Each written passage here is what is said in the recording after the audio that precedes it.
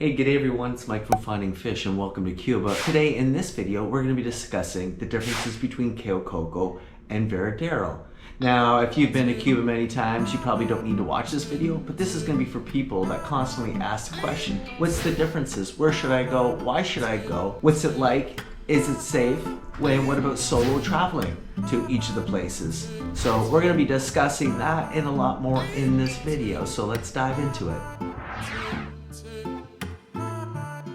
Now let's just say you've never been to Cuba before, but you're thinking of coming to Cuba, and you're kind of thinking, where are the locations that I should kind of go to? Biggest question that always comes up on my feed is, what's better, CAYO COCO or Varadero for someone that's never been to Cuba before? And this is a complicated question, so I'm going to answer this the best I can. And what I'm going to do is I'm going to break it down into sections, and we're going to go over the key differences. Now, this is just my personal opinion. I've been to both many times. This is just to give you kind of an overview of what you might be able to expect if you're going to each of the locations. Starting off with the location of each, CAYO COCO, it's an island. So what does that mean? Well, it means that it's a little bit more isolated. It means that it's got more areas of unspoiled beauty, like mangrove forests, lagoons, areas in between that with no resorts. It's got one lonely road going from Pilar all the way down to, I think, by Trip. It goes that one long stretch of road. It's accessible to a town called Moran, which I've never been to, but it's a smaller town. So it's a little bit more remote than Varadero. And now with Varadero, it's a peninsula. And at the beginning of that peninsula is this town, the city of Varadero. And then down that long corridor, that little highway, it's one of the longest stretches of, I think, beach in all of the Caribbean is that peninsula. It's a very, I don't know how many kilometers, I'm gonna find out, I'll put it up there somewhere. But it's vast, it's massive. And Varadero is busy, so because of it's a peninsula and there's so many more resorts on that peninsula and it's been there for quite a long time, it's very well known. People can fly in from all over the world to the Varadero airport. You can run into people from Germany, Switzerland, Sweden, Poland. You can run into Brits, and I think Brits are coming back. I'm making a video about that. Lots of Russians, people from all over the world, and tons of Canadians. Now, the airport located in CAYO COCO, it's a smaller airport.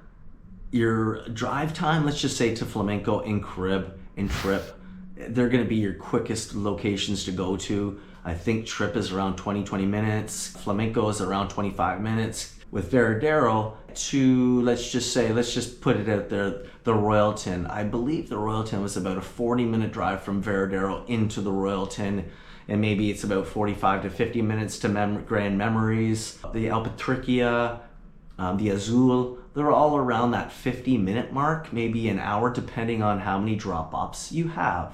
So it all goes by the amount of people on that bus and how long it takes for that last person to get on the bus and how many destinations the bus has to go to. That usually determines the length of time on the bus. Okay, let's talk about beaches. Varadero by far has the most extensive stretch of beach in all of the Caribbean. The town of Varadero, all the way up and around over by the marina, I believe. And we've been to a lot of the beaches there. Now, can't say it's all equally the same color and consistency. Like if you go into the town of Varadero, that watercolor there in that beach is beautiful. It's gorgeous. And it's a lighter color sand. But over by, let's just say the Azul and over by the Alpatricia, it's a little bit more coarse, and over by the sanctuary, the sand is a little darker, a little heavier, and it's not as fine. With beaches in CAYO COCO, you're gonna notice, I personally think that the sand is whiter there. It's a little bit finer, especially up in Guillermo. And it's softer. Some places in CAYO COCO, the beaches are gonna be a little bit narrower. And some of the beaches, like in Memories Carib, it's an extensive, beautiful beach, and that's an all-natural beach where I think by Flamenco they've added sand over the years, so it's a little, you get more shells in there, but it's still a very white, fine, beautiful sand with beautiful colorings. Fantastic beaches there. Varadero's beach, I think it's beautiful as well, but it's also busier in Varadero. It's really hard to find those unique places where you can get away from it all in Varadero because there's so many resorts packed onto that beach. Neighboring resorts from resort to resort to resort, you're not gonna find that unique isolated part of a beach in Varadero anymore, and not unless you're going in low season. When you're in CAYO COCO, you can find stretches of beach where sometimes in the mornings or afternoon that people are just on that stretch of beach. And I find when low tide goes out in CAYO COCO, the water and the sand there is gorgeous, especially by Jardin del Rey, Memories Caribe. It's just gorgeous stretches of beaches. It's just fun to be on that beach, and it's beautiful. It's stunning. And the watercolor in the afternoon there, it just has pretty colorings by flamenco. The flamenco beach there it's just a top, beautiful colored beach. It's gorgeous with the different colors of turquoise. And you can find a place to get away from it all still in CAYO COCO where you can't in Varadero. When it comes to activities and the resorts, in Varadero, there's more to do in Varadero. It's just because it's more established. They can take you to clubs and discos, which they can in CAYO COCO, but in low season, like if there's no one there, they're not taking you to the clubs because they're not open because there's 10 people. But in Varadero, the resorts seem to be busier. Like there's a lot of people in Varadero, and I've been to Varadero quite a lot this year and last year. And in low season, there's still more people, and there's still more Europeans coming to Cuba at both, but it just seems Varadero is a bigger destination for some people. That's why a lot of people go to Varadero, because they can go into town, they can take the bus, there's more things to do in town, there's more restaurants, it's easily accessible to go into town, to go to the hospital, to check things out, go to nightclubs, go for lunches, dinners. They have 24-hour cantinas in Varadero, which is really cool. So there's just more to do. You can get a cab very easily to anywhere you need to go in Varadero. So for accessibility, it's easy. CAYO COCO, they have a bus. They have a few markets. In those markets, they do have a nightclub, a bowling alley. I believe that they have a massage area. They have a restaurant. There's not a lot of tourists.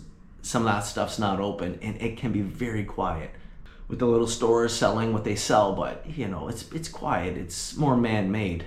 Where Varadero's, it's a town, and there's still little shops that are made for tourists, but I think it's more authentic, and it is more authentic, to be honest with you. Okay, the sizes of the resorts. Well, I think personally, the sizes of the resorts are always going to be bigger in Varadero. I think they sit on bigger parcels of land. They stretch farther back from the beach as well, and they're big. They're big places. I personally think there's anomalies like the Royalton. There's other resorts that are a little bit more quaint, but they're big. They're big. I've been to a lot of them. So you're gonna do a lot of walking. Their structures are about the same, but that's one thing that I notice is the resorts are wider and deeper in Varadero. In CAYO COCO, I think some of them are a little bit smaller and they're closer to the beach. Not all circumstances, but I think that they're closer to the beach. And some of them are wider, but they're not as deep. That's just my personal opinion, and to the ones that I've been to, that's what I notice. If you're solo traveling, if you're a guy or a girl, well, obviously, there's two major differences there. If you're a guy, do I feel safe as a solo traveler? I do, 100% when I'm in Cuba, but I'm a male, and I've been down here a lot, and I know what to expect. If you're a female and you're coming down here, I think one of the biggest questions you're gonna have to ask yourself is, why are you coming here? Are you coming to look to find somebody? Are you looking to get away from it all? Are you looking to come down here and chill out on a beach and read a book? Or are you looking to be entertained and to have drinks and to meet up with other people, guys and girls, and to have a good time? Because if you are gonna do that, well, there's differences that go along with each place you're gonna go to. I think if I'm an adult and I'm traveling by myself, I like to go to adults only resorts, just to get away from it all. I have kids, I love my kids, but when I travel, I can have a quieter time. I like to have quiet. I like to have chit chats with people, and I like to see what's going on, but I don't need to be in a party scene anymore. But I'm 53 and I just don't want to do that anymore. If I want to, typically even adults resorts have piano bars, they have areas where you can go and congregate with other people to a specific amount of time. And sometimes they're busy until 11 or so, or 12, and then maybe they'll have an area or they'll take you to a place to go have more fun. And that goes for Varadero and CAYO COCO. But what I find, if you're in CAYO COCO, it's going to be quieter. The resorts are going to be quieter in lower season than in high season. In high season, there's always going to be a good time going on somewhere at any resort, whether it's going to be an adults only resort or it's going to be a family resort. In Varadero, it seems they'll take you to have a good time. They'll either go to a neighboring resort or they'll take you to a neighboring resort that has the disco attached to it, and they'll bring people from 2 or 3 different resorts to that discotheque for you to go have fun and bring you back at 2 or 3 in the morning. I don't know, I don't get into it, but I know that's what a lot of people do. Now, when it comes to food and alcohol, people say, oh, you've got to go to Varadero for better food. You've got to go, no, that's totally wrong. I've been to all the regions, I've been to all the seasons, low season, high season. It's just what comes and goes in Cuba. And right now I'm down here, there's tons of food. There's lots of alcohol. There hasn't been an issue the last few months, not like it is in the fall and low season. But we'll find out when I'm back here in the fall, because I'm gonna make all those videos, I'm gonna do comparisons. Right now I made a video back at Trip thinking that the food quality and the amount of food would get better after Christmas because the budgets of the resorts, they have more money to spend. And that looks like to be the case. There's shortages, there's ebbs and flows, that's gonna be a constant, but it looks right now like I haven't had a problem. I'm staying at the Grand Aston right now in the Paradon. This place has got plenty of everything and it's busy here, very, very busy. Now, when it comes to pools at CAYO COCO and pools in Varadero, they're the same. It depends on how big of the resort is, on how many pools they have.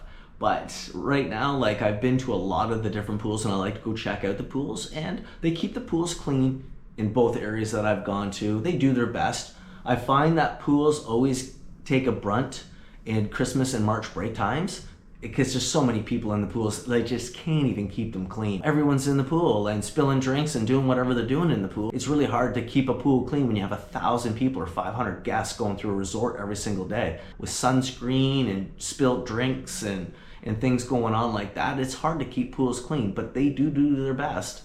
And I've seen pools be green and then 2 or 3 days later, they're sparkling blue again. So, you know, you have to keep that in mind. Now, when it comes to value for money, you're gonna find deals in Varadero, you're gonna find deals in CAYO COCO. It's all gonna depend on when and why you wanna go and where you want to go. Go to some of the nicer resorts, your food offering is gonna be better.